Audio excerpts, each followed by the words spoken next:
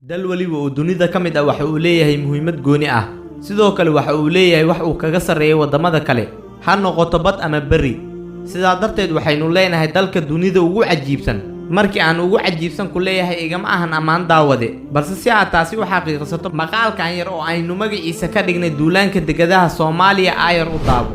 balse intaana gudagelin barnaamijkeena maanta fadlan walaal riix subscribe-ka oo furo gambaleelka si aad ula socoto wanaagyada aynu hawada ku soo marin doono mahadsanid kadib markii ay dhacday xukuumadii Maxamed Siyaad Barre caalamka oo idil muslim iyo gaalba wuxuu isku hoolay si uu qayb uga qaadan lahaa Soomaaliya iyagoo ku gambanaya magaca ah nabad raadis oo waxa ay xaasaskoodii caruurtoodii guryahoodii nabadoodii iyo noloshoodii wacneed ka soo doorbideen inay yimaadaan Soomaaliya si ay u caawiyaan dadkeeda oo iyaga burburkooda sabab u ahaa taasi waa midaan caqliga galeyn balse waxa xaqiiqo ah inaysan Soomaaliya u baahnayn kaalmo shisheeye waayo qeyraadka dhulkeeda ku jira iyo juqraafi ahaan goobta istiraatiiji ah oo ay ku taalo ayaa Soomaaliya ku filan waa haddii ay xasilooni iyo nabad hesho waxaaba taa ka daran wadamada sheeganayo inay u yimaadeen inay caawiyaan ayaan qaarkood siinaa waxyaabo nacfi iyo nafaqo leh tusaale malaayiinta xoolaha ah oo ay Soomaalidu u dhoofisay dalalka Carabta cidda faa'iidada ugu badan ku qabtaa waa Carabta ee ma ahan Soomaalida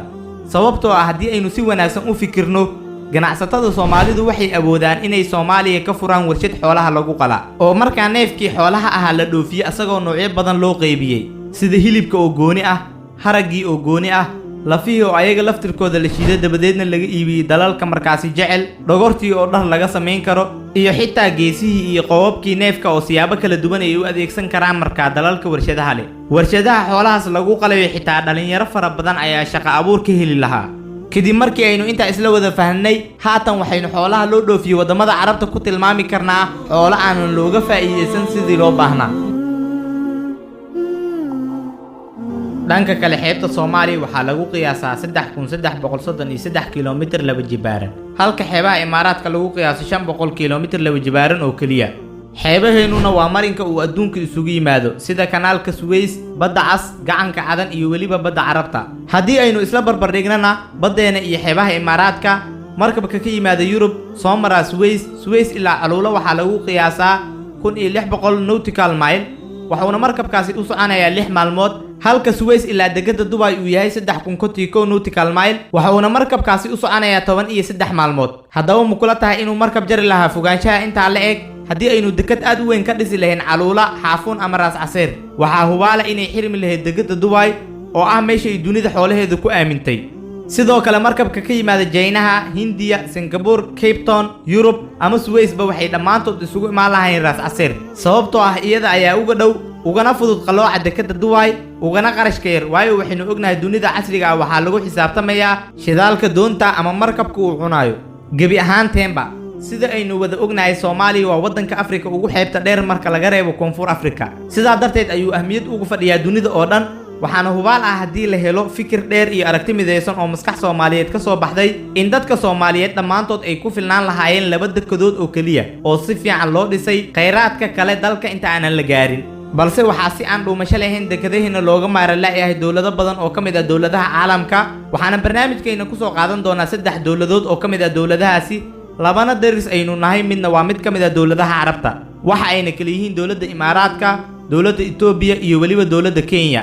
daawade in fara badan ayay dhagaheenu ku soo dhacayeen wadanka Imaaraadka ayaa rabo inuu dhiso dekadaha Boosaaso iyo Berbera waqtigu wuxuu isrogaba waxaa dhagaheena mar kale ku soo dhacay inuu Imaaraadka rabo inuu dhiso dekada Baraawe iyo Kismaayo haddaba sida aan horay u soo sheegnaba haddii Soomaaliya laga dhiso dekad casri ah waxaa xirmi doona dekada Dubai haddaba waa maxay sababta uu Imaaraadku u rabo inuu dekadeena u dhiso iyadoo waliba dekadiisa ay ka soo gaari doonto halka dharbaaxa xoog leh ee ganacsi daawade waxaa laga yaabaa inay maskaxdaada ku soo dhacdo faa'iido ayaa inoogu jirto oo si casri ah ayuu u dhisayaa dekadaheena haddaba arrintu way ka weyn tahay midda sababtoo ah ani ahaanteyda waxaan u arkaa boob aan meel loogu soo gambado lahayn oo uu Imaaraadka Carabta ku doonayo dekadaheena waayo adduunka maanta waxaa ka jira loolan adag oo loogu jiro dalalka dhulkooda ceeriinku yahay ee aan waxba laga soo saarin baddiisa iyo waliba barigiisa daawade bal aynu u soo degno ujeedada rasmiga ah ee DP World iyo qorshaha ugu muhiimsan ay ka leedahay dekadaha Soomaaliya waa in la cuuriyaamiyo oo dunida laga indhatiro sida ku cad heshiiska Berbera 30 sano oo lagu daray 10 sano oo dheeri ah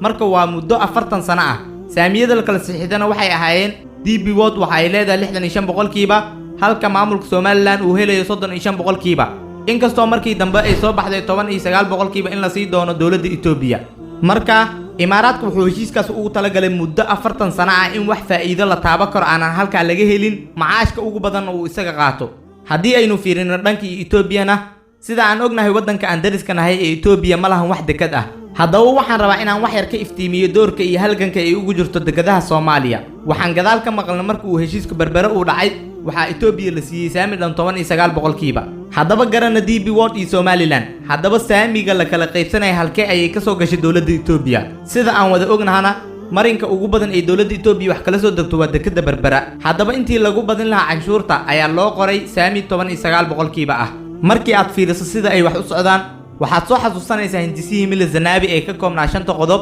oo mid ka mid ah uu ahaa in ay Itoobiya yeelato 2 dekedood oo Soomaaliya gudaheeda ku yaala. waxa uuna u qornaa sidaan: 2 dekedood oo xabashidu sharciyan u leedahay oo ay maamulato waa in laga siiyaa badda cas iyo badweynta Hindiya. arrintan run ahaantii Milles oo dhintay ay muuqanaysaa, oo waxaaba nagula haystaa dekedihii Soomaaliya sida Berbera iyo Boosaaso oo gacanta xabashida ayay ku sii siqayaan. haddii aynu haatan ka kicin hurdada dheer aynu hurdeyno, waxaynu baraarugi doonaa markii ay rumowdo riyada ay ku riyoonayso dawladda Itoobiya, taasoo ah hanashada degadaha Soomaaliya. dhanka kale iyo dawladda Kenyana waa wadanka kaliya ee nagala dhaxeeya muran dhinaca badda ah, waana wadanka markii lala barbardhigo labada dal aynu haatan soo sheegnay ka saameynta yar markii loo fiiriyo dhinaca cadawtinimada ay inoo qabaan. inkasta oo Kenya lafteedu ay gacanta si dadban ugu hayso degada Kismaayo oo dhaqaale badan ay ku qabto, haddana saameyn xoogan kuma lahan markii loo fiiriyo arrimahan.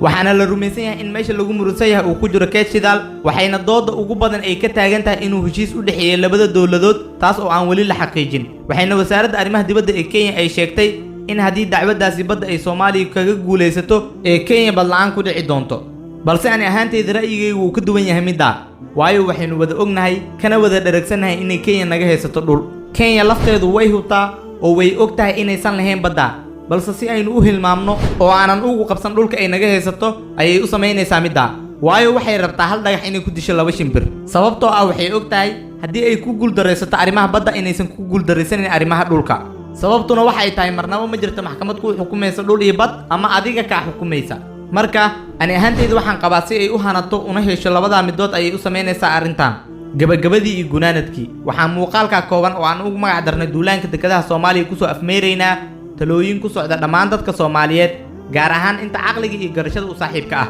waxaan leenahay fadhiga ka kaca oo ka digtoonaada shirqoolada loo degayo dalka aan adduunka ku leenahay. sidoo kale waxaynu u sheegaynaa dadka Soomaaliyeed inay shirqooladan kaga guulaysan karaan oo kaliya midnimo iyo wadajir, iyo weliba madax hami iyo higsi dheer leh oo dalka iyo dadkaba u diirnaxaysa. waxaa hubaale haddii la helo arrimaha aynu haatan soo sheegnay in laga guulaysan doono cadaawaha ummadda Soomaaliyeed. daawade, barnaamijkeena maanta halkan ayaan kusoo gabagabeynaynaa. inta aan barnaamijkan oo kala ama ka qiimo badan ku wada kulmi doonan, waxaan idinkaga tegaynaa dunidu waa dulqaad, dadaalkuna waa muhiim.